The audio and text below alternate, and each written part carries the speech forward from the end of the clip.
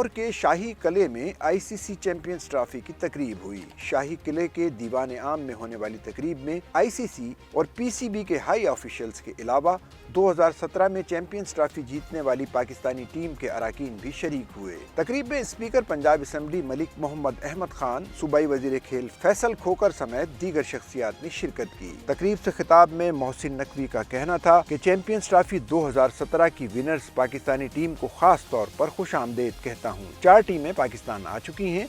Australia और England की टीमें 48 घंटों में पहुंच जाएंगी। उन्होंने कहा कि हमने इवेंट के लिए बड़ी मेहनत की, स्टेडियम्स रिकॉर्ड वक्त में अपग्रेड किए। स्टेडियम्स की अपग्रेडेशन में शामिल वर्कर्स ने बड़ी मेहनत की। उनका कहना था कि 3 मुल्की टूर्नामेंट की मेजबानी की और आईसीसी टीम ने इंतजामात देखे। आईसीसी टीम ने भी बड़ी मेहनत की, उन्हें सराहता हूँ। अब वक्त है कि स्टेडियम्स को भरा जाए और इवेंट को एंजॉय किया जाए। तकरीब में मारूफ गुलकार आतिफ असलम ने इवेंट का ऑफिशियल तराना गाया। आखिर में आतिशबाजी का शानदार मुजाहरा किया गया।